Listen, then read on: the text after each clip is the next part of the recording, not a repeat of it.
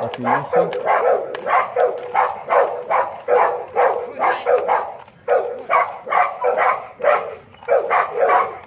Dog wants to play. Okay.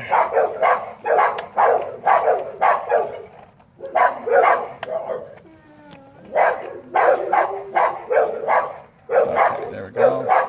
I'm gonna put this right away in the carpet area. Let me see if I can fiddle this out. I might not be even fiddle this out yet. Let's see. Let's see here. Okay, so this one's coming off. And we're gonna also inspect it to see how bad, if it damaged our, what do you call that? Our other side of our carburetor. So let me see if I can tilt this out. I'm gonna lower this. I think I got it. There we go. Don't want to put any scrape marks. They're gonna come out very easily, gently. Wow. You can see here on the other end, pitch black, right? Oh, by the way, we're gonna go ahead and examine it. Oh man, look at this. Look at that. Kept all the dust away. How about that? Or maybe it took off some of the coating because it's pressed on there so much.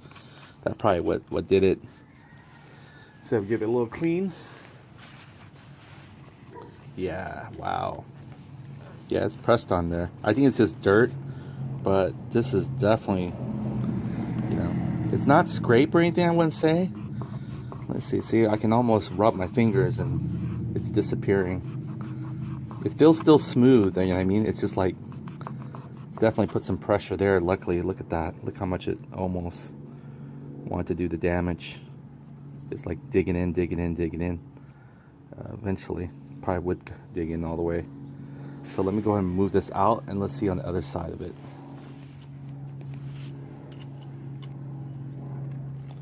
Expand it, come on.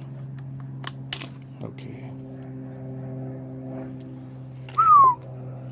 There we go, look at that. Looked like it almost could got a piece of it right there, right? So we're gonna do our best. Maybe we can even, you know, double up on another piece of rubber just in that area right here where it's weak at. So we'll double up another area right there. We'll get it. If we need to, we can cut a little bit of the other flap and just come around and put it underneath it until we know for sure, or even something harder, maybe even a plastic washer perhaps. Something more softer actually. It still needs to conform because if we put a plastic washer, it might just put a dent in it. But it's okay. So, wow. All right, so put this down here and let's go ahead and work on getting the rest of our scooter mounts here taken. So now we got this assembly part. Now we can go ahead and tackle the rear brake. We're gonna be able to retract it back. Be careful, it might actually spill because there's no more disc in between it. So it actually might spill brake fluid coming out of here. I mean, if the whole if those pistons actually retracts all the way out, it will spill the brake fluid. So we'll try not to. And I believe this is the same M12 right here. These two big ones. So we're gonna take those out because I don't think I can take this assembly out. I have to take the whole right here, this whole black back plate of it out. All right, let's put this weight together. We're not worried too much on this bolt because we're going to replace it. But I just want to make sure I keep all the assembly intact. And these were from our exhaust, so I'm going to put that one pretty much in our little cover here for our exhaust. Where was our cover there? Our bolt screw cover. We'll know this one's a shiny one from Tata. Let's just have the exhaust line right there. Okay, so just throw them right in there. Okay, let's go and get that back. I think it's the same configuration to take these two bolts out. And that's it. We're going to remove the rear wheel. We're probably going to, I'm not sure yet if we're going to remove the shocks from this end or the top end. So if we do remove it from the top end, we'll definitely have a little bit more freedom because then the shocks, we'll actually have to watch the shocks. That's probably a downside. So we'll probably keep the shocks removed from this end. That way we'll leave the shocks dangling with this one. The worst kind of worst, it's just going to hit the shocks on the floor. You know, when this rocks, once we remove the whole thing out, or if we can't rock it enough for us to free up this bolt here, because it's on the other side that we're worried about. We need to teeter-tot it. This one we could take the bolt out, but the studs actually has to drive out that way. So if you look at it here, once we remove this rear wheel with the whole CVT and the whole engine, see, this is where the studs is going to be driving out right there. That whole one stud right here has to come out this way. And the only problem we had previously was it can only go out so far before it hits this. Now, the way to avoid that, if you see it, it hits it almost halfway, right? The only way to avoid that, if I put pressure on the scooter by pushing it down, I free up a little bit. I don't want to put pressure on my gas tank, so I try to grab a hold of it somewhere more solid. So I'm going to see here. So right here, the frame. See that? If I push on it down, here, let me angle this way, that way you can see what I'm talking about. See that bolt still?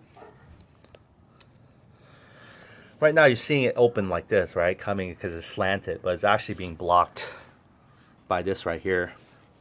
This foot peg rail, or the frame of the scooter rail.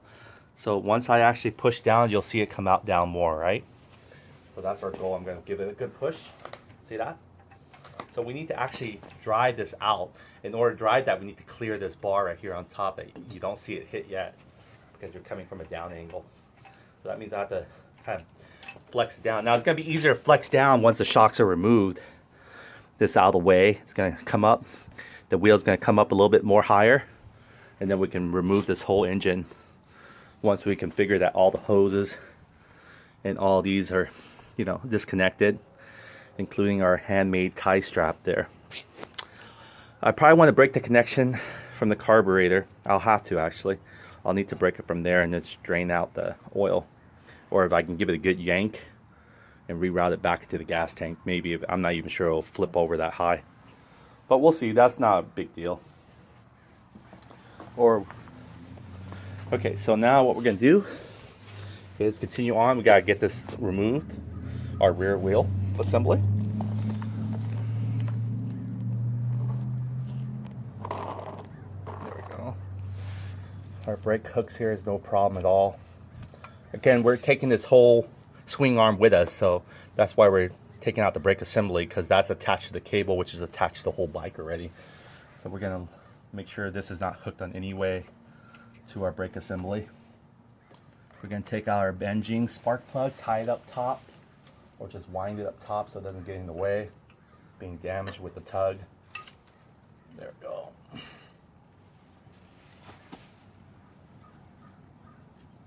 Anything that's going to come out, supposed to come out, we need to come out, including our throttle cable here.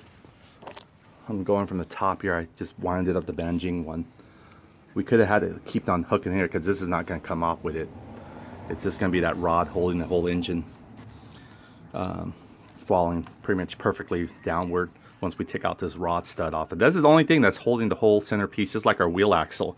One little piece of rod, same way with our front wheel. And we could have just kept it hooked onto here, but I just wanted, so the only thing is now attached to the body of the frame still is going to be our throttle cable, which is easy to take care of. We can just use an open wrench and screw this and unlatch it from their CBK carburetor. So let me go and find that socket again, the 12mm one that we just took out our exhaust. I mean, actually this might be even bigger, I don't know. This looks like maybe even a 24. Let's see, even the 13 will be too small for it. Oh, the 13 is way big for it. So it's 12. So let me go and find that 12 again. We had it perfectly. I'm just finding 13 now. We just took the exhaust with it, didn't we? So it should be still attached to the big socket here, but we don't. We just have our 10mm hanging out here.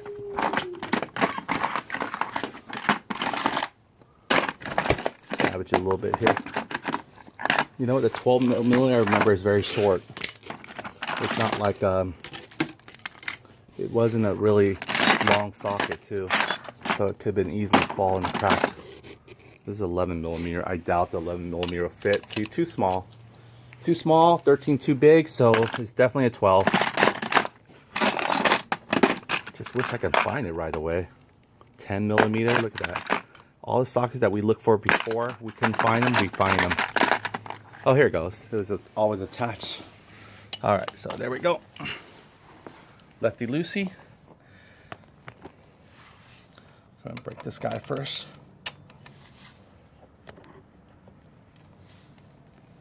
Oh yeah, this is, gotta build up some torque there. 1, 2, 3. There we go.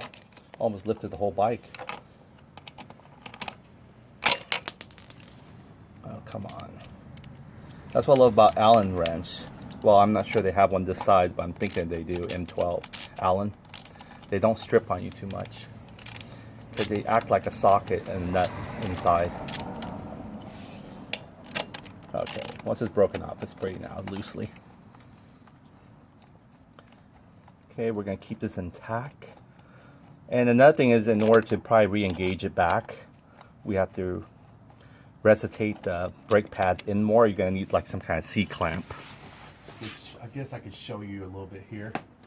I had a C-clamp perfectly to be able to use for it. Let's see if I can find it again.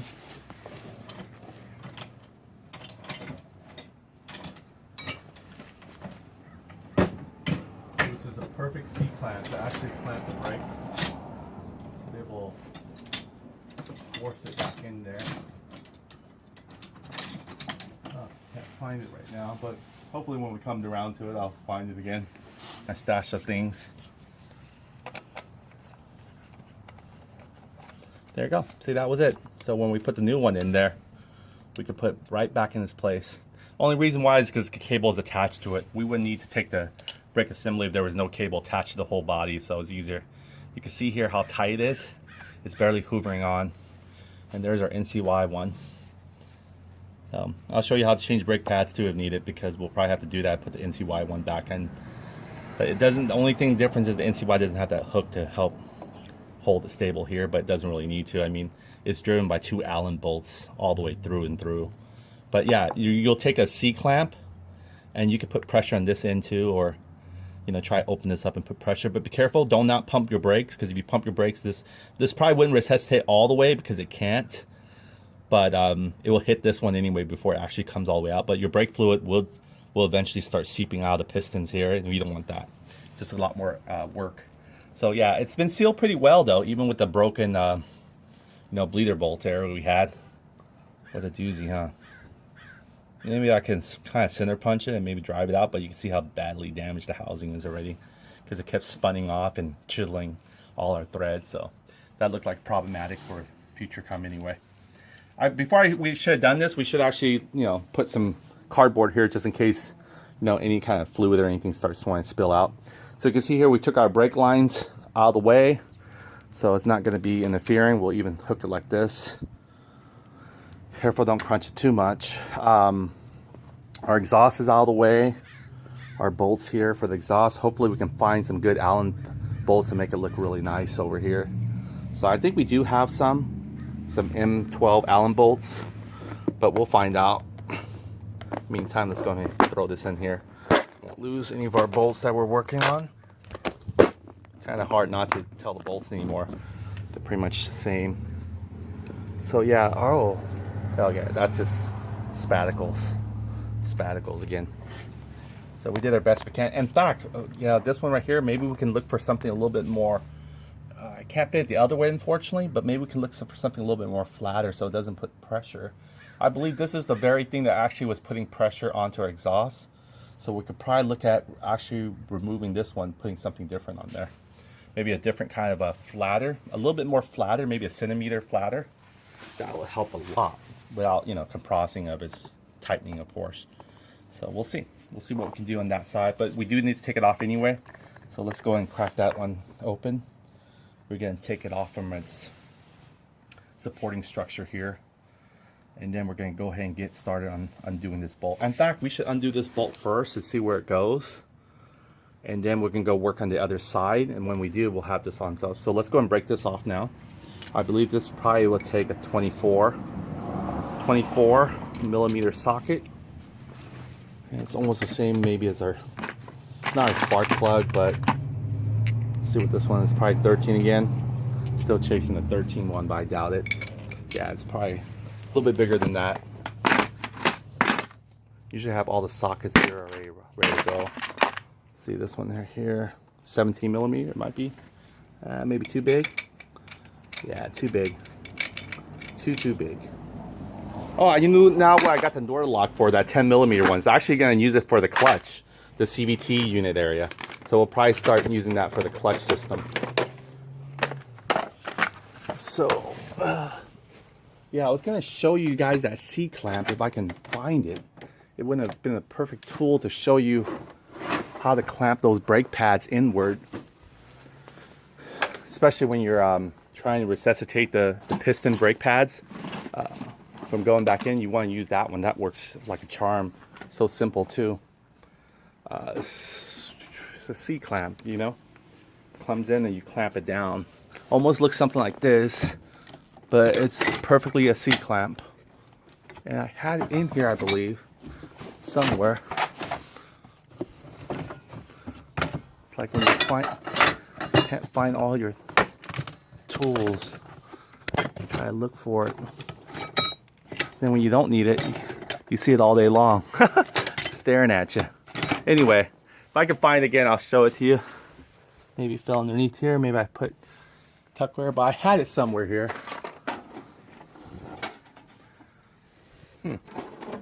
Interesting.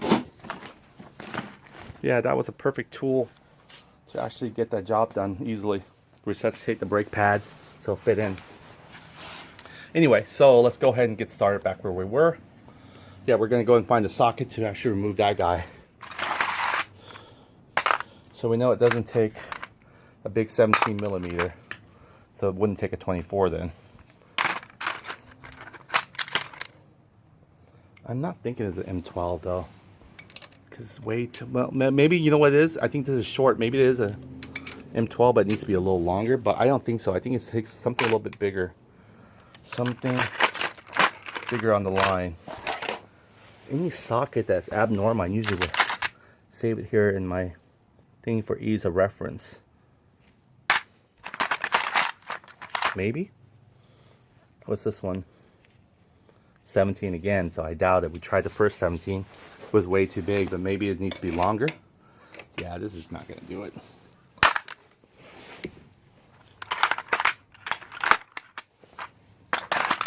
Come on.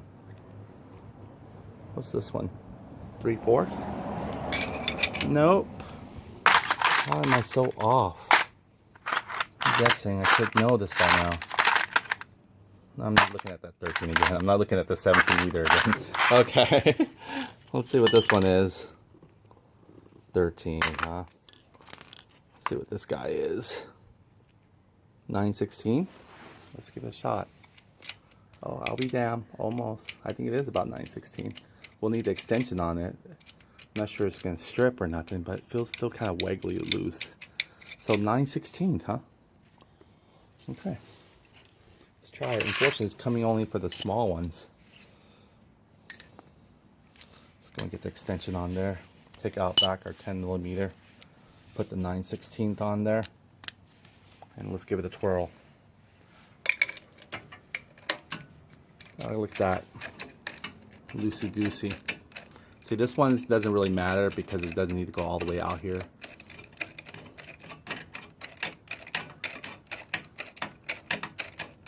We're just unloosening this nut there so we can focus on getting that one out eventually. Okay, so do it by hand now. See, there's a crankcase, right hand bushing. Crankcase, when people say right hand, that means you're facing behind it. So left hand is where your CVT cover is, but you're facing top end, then of course is going to be different. But normally when people recommend your right crankcase is your timing cover, this side of the cover, and then you got your big long case or short case length, that's going to be your left hand, and then your CVT cover is also all in your left hand side of the crankcase. So right hand crankcase where the stator wheels is and so forth. Okay, so now we can even tap it further out like this.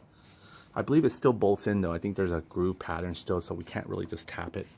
I can try, but I don't think it's going to be, I think there's threads still. Maybe, I'm not too sure yet. I can't remember. But I know that this for sure will fit the other side as well. So let's go and take this and see about actually just kind of spinning a little bit. We're not going to take it off yet because we have so many things that detach from the carburetor hose and everything. We don't want to actually. So you can see here how much it hits. Oh, wow. This is actually smaller. I apologize. This is probably M12 right here then. So this is, look, so loose, M12. So that's great. Now we can just change back to our M12 one. Or M12, right? What am I doing picking up a 10? Maybe there's a 10 too. Let me just bring that all together. And let me find out my 12. M12. We'll bring out the big wrench too. Where's the big wrench? We got the small one here on my hand. Am I holding it, right? That's how it always works. Where's my hat and I'm wearing it? Or where's my glasses and I'm wearing it? Okay, so let's check out the M12. Yep, M12 fits. Okay, you can see how much of a bend it is. See right there? So we're driving it out. More than likely, we need to clear this right here. This might not be the only challenge, but again, we might have this challenge. So we got the first block here, the second block. So let me see if I can put this here right where you can see it. I'm going to try to spun it off as much as I can. It's good that we have at least an extension. I'm not tightening it, I'm loosening it. Okay. Okay, so it's just spinning freely. So what that means is I'll need to go ahead and tap it from the other end, and you're going to see it come out a little bit. You're going to see it protrude out a little bit. I'm going to take a little mallet to it. I'm going to use this, kind of gently tap it.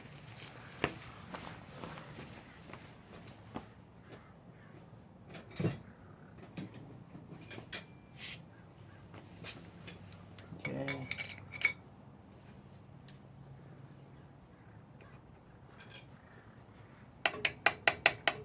You probably got so much pressure from the other, where the engine being mounted is not helping lift.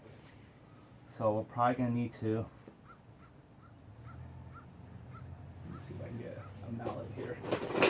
Get a mallet from the screwdriver. So, I deal with torque versus torque, huh? There we go, look at that. See how it's protruding out easily? Now I can't go anymore because this is a flathead, unfortunately. So let me take this one. Okay, this one's going in. Let's see. I'm clearing almost, right?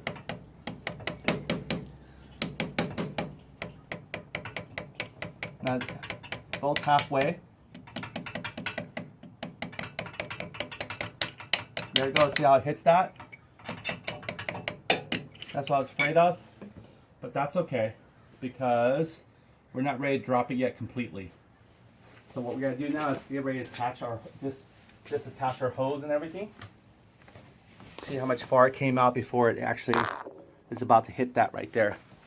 So if I push down on the bike, we might be able to clear that area there.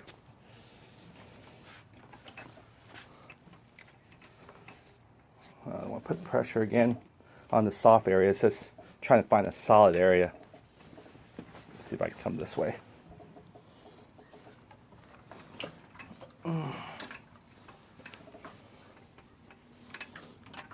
Okay, the reason why is because again our springs are giving us the tension that we're not looking for right now. So that's okay. We're going to go ahead and try to pull this out quickly and try to transfer it over to our gas tank. Sealed. It's not going to leak out much, as whatever's here is remaining. So we're going to go ahead and unscrew this. We can yank this off here, our crankcase ventilation. There we go. Comes right off. There we go. So that one's fine. Now we're going to go ahead and unbolt this, take off our ground wire so it's not going to attach to our scooter when we drop the engine. So we're almost there. Let me go ahead and put all the bolts that we've taken out so far away.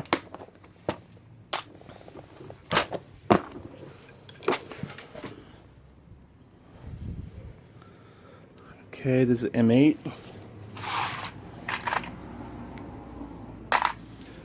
go. Yeah, we use this to actually tap it. I tapped it softly with a mallet hammer because I didn't want to ruin my extension. And you can see here it goes right through from the other end like this. Kind of like, see there? That's it. So it's probably halfway out already.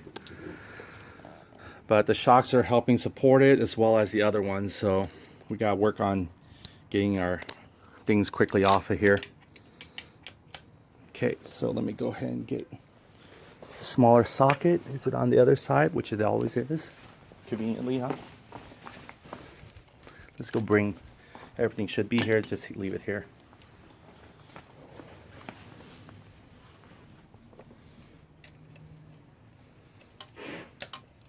Very long extension, huh? Lefty loosey. Here we go. There we go. We're going to try to keep our engine tilted upward. And before we're going to do that, it's not too late still. I'm going to roll onto a piece of cardboard because we can't really work outside yet because it's still raining. Again, these will probably be replaced with some Allen bolts. Looks really nice. Even though they're going to be hidden eventually in the cover, but it's nice for us to see it though, huh? Put that there. Okay, let's go and get this all out of the way. And that way we can get the cover back for this eventually soon. Hang this on here. Woo-hoo. Whoa. Trip over my... I never want to spill this upside down. So I'm going to always try to leave it as flat area as possible. Okay. Probably clean this up. If we can just get the engine off for today, then we'll work on brainstorming tomorrow what we're going to do and how we're going to do it. But the main idea is get the engine clean. So the reason why we had to do this, unfortunately, we can't take out any of the cylinder head because again, the studs gets in the way. It goes into a V shape. So a few challenges here and there, but that's okay. These challenges will make us better being adapt. So just get yourself some throwaway cardboard, you know, like something like this. And we're gonna be able to roll the scooter around in or back out. So kick it over. So we're gonna go ahead and take it off from its center kickstand. There you go, you can see it here.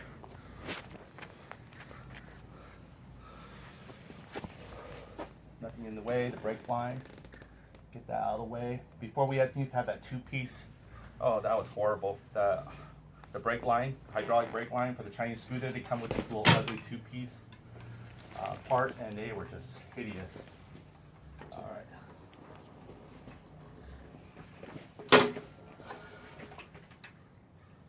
we probably don't need that much carpet area here, so we're probably going to resuscitate all the carpet back to here.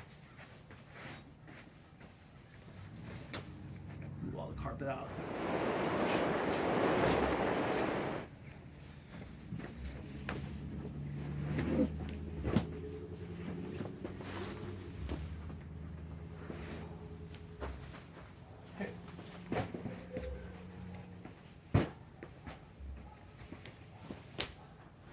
Piece of cardboard here. And you know what I can do with the cardboard is use the full advantage of your cardboard, just whatever reason you need to. So just split it open. How about that?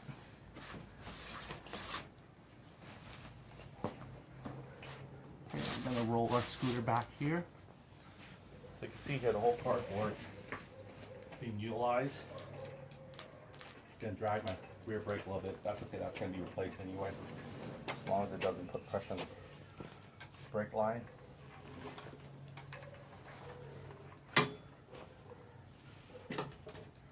Okay, bring back our center kickstand. There we go, our engine's out of harm's way. And these things are great little filler packages.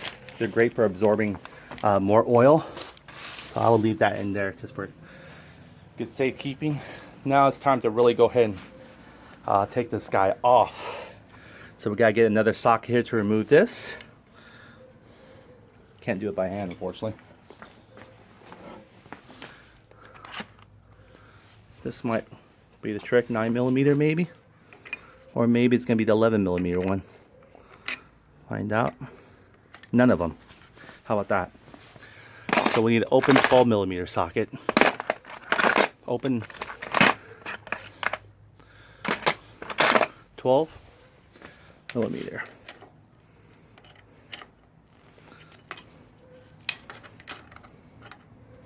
See, I can twist this.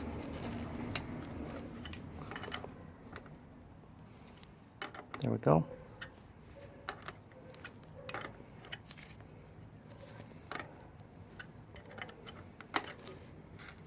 There you go, that comes loose. And then you can just yank it from this side, or actually this is still tightened too. So we want to break that loose as well. Okay, now you can give it a little more slack. Then you can pull it or slide it. I think this kind of fed in there. There we go. Now it's loose. So we don't have to worry about our carburetor anymore. We might have to say goodbye to our CVK for now. And we're going to experiment and try out the PWK. More of a racing carburetor. Just what we need to explain to the cops, right? That we're building a 149cc-ish. Okay, so now this is all there. Disconnected and everything. And this is not our fuel line now. We still need to get our fuel line. I don't want to drizzle because we worked hard on trying to get it. So let me find an empty bottle. Should be able to get something empty here. There we go. Probably just throw this away. Okay, I'm going to yank it off. Once I yank it off, I'm going to try to funnel it quickly into here. I'm going to try to yank it off upright. See if I can save whatever fuel I can. We're not changing our motor oil yet. We'll find out. We need to. It gets too messy. Our porous tie strap, we worked so hard in getting it on there. I knew it was going to be temporarily, but still kind of like to. Whoa. The whole bike wants to come off with this. Oh, there we go.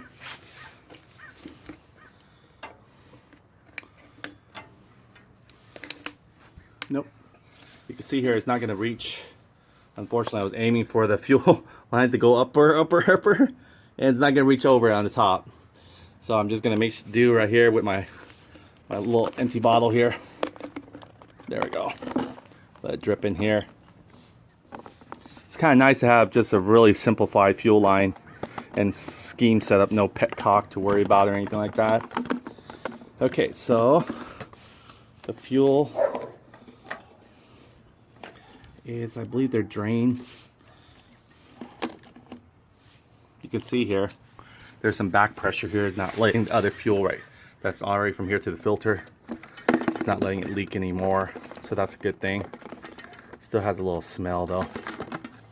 Alright, so we'll keep this guy. Luckily